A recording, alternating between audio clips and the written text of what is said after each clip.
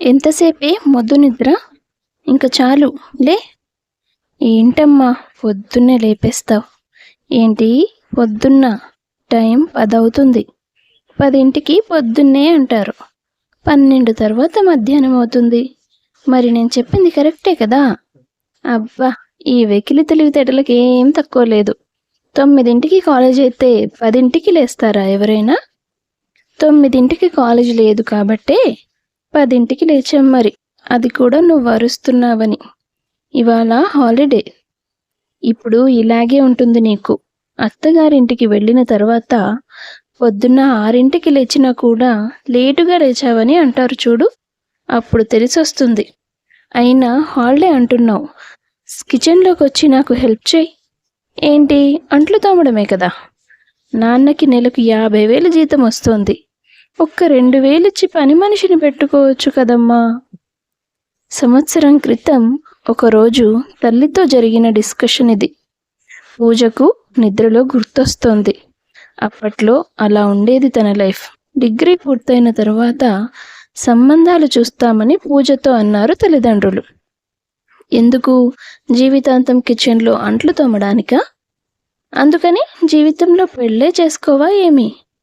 అలా కాదమ్మా, ఒక 6 నెలలు ఆగండి. నాకంటూ ఏదైనా ఉద్యోగం ఉంటే, జీతం వస్తే, నీలాగా కాకుండా కనీసం నేనైనా ఒక పని మనిషిని పెట్టుకుంటాను. సరే అని తనకి టైం ఇస్తారు తల్లిదండ్రులు. 6 నెలలు గడవక ముందే ఒక చిన్న ఉద్యోగం సంపాదిస్తుంది పూజ. కొన్నాళ్ళ తర్వాత అనుకున్నట్టుగానే శ్రీకర్ అనే అబ్బాయితో తన పెళ్లి జరుగుతుంది. ఒకవైపు ఇంటి పనులు, ఇంకోవైపు ఆఫీస్ పని, రెండింటిని మేనేజ్ చేసేది పూజ. అత్తగారు విమల అప్పుడో ఇప్పుడో తనకు సాయం చేసేది. కొన్ని రోజులు గడుస్తాయి. ఒకరోజు విమల కోడలితో, ఏం కూర చేస్తున్నావమ్మా అంటుంది. బెండకాయ కూర చేశానత్తయ్య, అయిపోయింది. నాకు టైం అవుతుంది, నేను రెడీ అయి వెళ్తాను అంటుంది పూజ. కాస్త పప్పు కూడా వండేసి వెళ్ళు. ఒక్క కూరతో శ్రీకర్ కడుపు నిండా తినడు. వాడికి పప్పు కూడా ఉంటేనే నచ్చుతుంది అంటుంది విమల కసురుతూ. రేపటి నుంచి చేస్తానత్తయ్య, ఇప్పుడైతే నాకు టైం అయిపోతుంది, నేను వెళ్ళాలి అని చెప్పి పూజ రెడీ అయి ఆఫీస్కి వెళ్ళిపోతుంది. ఎంత పొగరో చూసారా? కాస్త పప్పు వండమంటే చెయ్యనని మొహం మీద చెప్పేసి వెళ్ళిపోతుంది.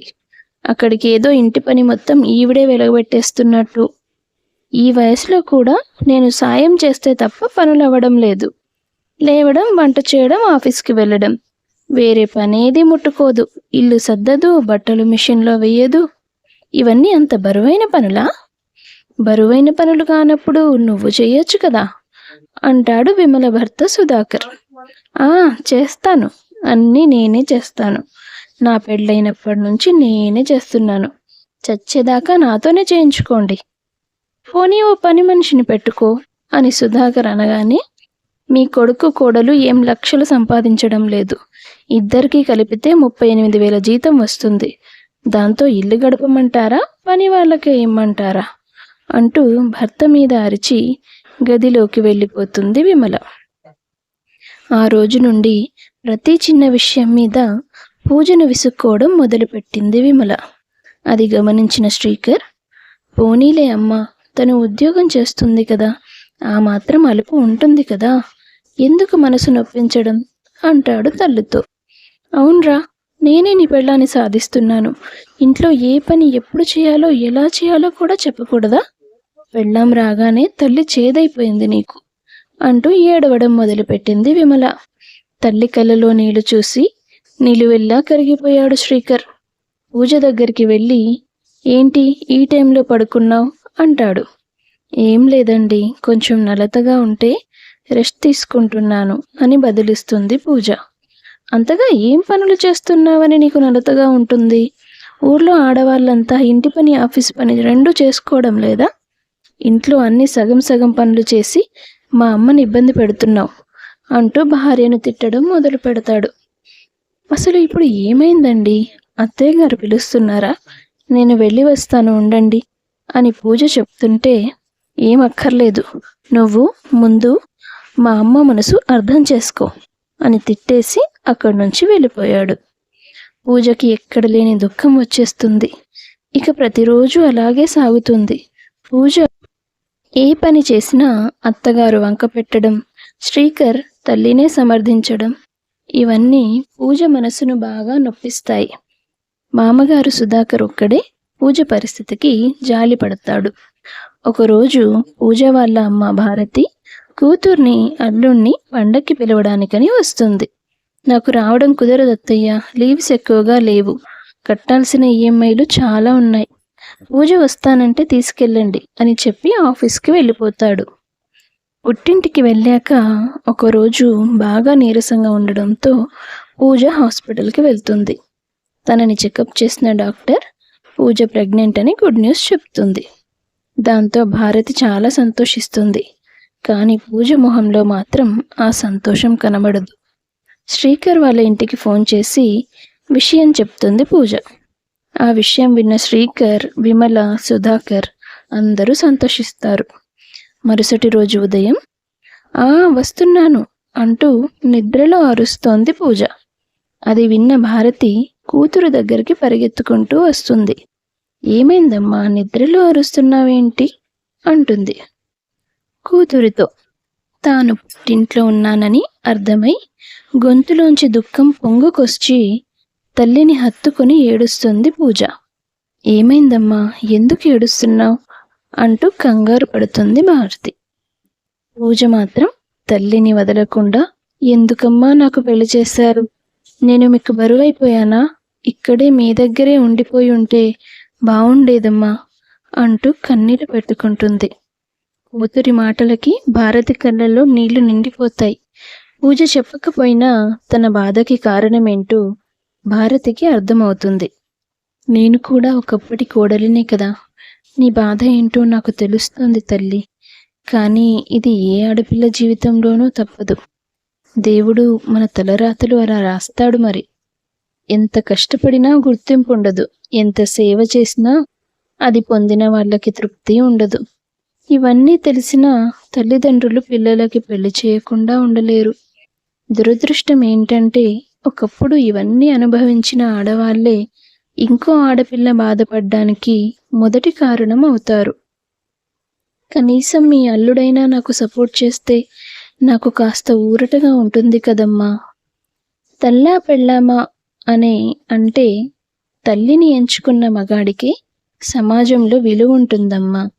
మగాడు తన విలువ పోగొట్టుకోకూడదు అనుకుంటాడే తప్ప భార్య విలువని కాపాడాలని అనుకునే మగాళ్ళు ఈ సమాజంలో చాలా తక్కువ. అయితే జీవితాంతం ఈ పరిస్థితి ఇలాగే ఉంటుందా అమ్మా అని దీనంగా అడుగుతుంది పూజ. కూతురి పరిస్థితికి భారతి గొంతులో దుఃఖం పొంగుకు వస్తుంది. అయినా సరే కూతురి ముందు బయటపడకుండా తనను తాను తమాయించుకుంటుంది. ప్రతి ఆడపిల్ల పుట్టింట్లో యువరాణిలా పెరుగుతోంది, అత్తింట్లో మాత్రం పని మనిషిలా మారిపోతోంది. ముందు తరంలో అత్తగారు ఎన్నో కష్టాలు పడి ఉండొచ్చు, అందుకని ఈ తరంలో కోడలు అంతకంటే ఎక్కువ కష్టాలు పడాలని కోరుకోకూడదు. ఆమెలో మార్పు తీసుకురావడానికి నా దగ్గర ఒక ఆలోచన ఉంది. ఎలాగో రేపు వాళ్ళు వస్తామని చెప్పారు కదా, రానివ్వు, నీ సమస్య తీర్చే బాధ్యత నాది అంటూ కూతురికి మాట ఇస్తుంది భారతి. ఆ మరునాడు శ్రీకర్ తన తల్లిదండ్రులతో సహా అత్తగారింటికి వస్తాడు. పూజ, భారతి, పూజ తండ్రి కమలాకర్ కాస్త దిగాలుగా కనిపిస్తారు వాళ్ళకి. ఏమైంది మామయ్య, ఇంత మంచి శుభవార్త తెలిస్తే మీరంతా ఎందుకు దిగులుగా ఉన్నారు? ఏం లేదు బాబు, పూజ ప్రెగ్నెన్సీ కొంచెం వీక్గా ఉందని చెప్పారు డాక్టర్. 9 నెలల వరకు తనకు పూర్తి బెడ్ రెస్ట్ ఇవ్వకపోతే ప్రమాదమని చెప్పారు అంటాడు కమలాకర్ అల్లుడితో. అవును శ్రీకర్, నాకెందుకో భయంగా ఉంది అని పూజ అనడంతో, సరేలే అమ్మా, బిడ్డ ఆరోగ్యం కంటే ముఖ్యమా, నువ్వు ఇక్కడే ఉండు బిడ్డ పుట్టే వరకు అంటుంది అత్తగారు విమల. నాకు తెలుసు నువ్వు ఇలాగే అంటావని అని మనసులో విమలను తిట్టుకుంటారు పూజ ఇంకా భారతి. నేను కూడా అదే చెప్తున్నాను వదిన గారు, కానీ పూజ నా మాట వినడం లేదు. ఈ సమయంలో నేను నా భర్తకు దూరంగా ఉండలేను అంటూ గొడవ చేస్తోంది అని చెప్తుంది భారతి. నేను కూడా ఇలాంటి టైంలో పూజని వదిలి ఉండలేను అంటూ శ్రీకర్ చెప్పగానే నెత్తి మీద పిడుగు పడ్డట్టు అవుతుంది విమలకి. ఎలాగో బిడ్డ పుట్టే వరకు ఆఫీస్కి వెళ్ళలేవు కదమ్మా, ఈ సమయంలో తల్లి దగ్గర ఉండడమే మంచిది అని చెప్తుంది విమల. కమలాకర్ మధ్యలో కల్పించుకొని, వచ్చే నెల నాకు బెంగళూరు ట్రాన్స్ఫర్ అవుతుంది, మేమిద్దరం అక్కడికి వెళ్ళిపోతాం. అసలే వీక్గా ఉన్న పూజను అంత దూరం జర్నీ చేయించి ఎలా తీసుకెళ్తాం? అవునమ్మా నిజమే, మళ్ళీ తనకు ఏదైనా అయితే అంటాడు శ్రీకర్. ఇక తప్పదన్నట్టుగా పూజను తమ ఇంటికి తీసుకెళ్ళిపోతారు. ఇంటి పని వంట పని భారమంతా విమల మీదే పడుతుంది. ఒరే నాన్న శ్రీకర్, ఇంట్లో ఒక పని మనిషిని పెట్టరా, నా వల్ల కావడం లేదు అని కొడుకుతో చెబుతుంది విమల. సంవత్సరం క్రితం వరకు ఈ పనులన్నీ నువ్వే చేసావు కదమ్మా, అయినా ఇప్పుడు పూజ ఆఫీస్కి వెళ్ళడం మానేసింది. నా ఒక్కడి జీతంతోనే ఇల్లు గడవాల్సి వస్తుంది. పూజ హాస్పిటల్ ఖర్చులకి మామయ్య వాళ్ళు డబ్బులు పంపిస్తున్నారు కాబట్టి సరిపోయింది. అవి కూడా మనమే భరించాల్సి వస్తే ఎన్ని అప్పులు చేయాల్సి వచ్చేదో. అమ్మ, నా వల్ల అయ్యేది కాదు అని అంటాడు శ్రీకర్ తల్లితో. బాగా అయింది, కోడలు సంపాదిస్తూ ఇంటి పని చేస్తూ అలసిపోతే అర్థం చేసుకోకుండా వంకలు పెట్టి మాటలతో హింసించావు. ఇప్పుడేమో డబ్బులు చాలట్లేదని కొడుకు, పనులు చేత కావట్లేదని తల్లి ఇద్దరూ తెగగింజుకుంటున్నారు. అవును నాన్న, నేను కూడా అమ్మ మాటలు విని తనని చాలాసార్లు బాధపడేలా మాటలు అన్నాను. ఇంటి పనికే నువ్వింత అలసిపోతే పుట్టింట్లో మహారాణిలా పెరిగిన నా కోడలు ఇంటి పని ఆఫీసు పని రెండూ చేస్తూ పైనుండి మీతో మాటలు పడుతూ ఎంత వేదన అనుభవించి ఉంటుంది అన్న సుధాకర్ మాటలు విని విమల తలదించుకుంటుంది.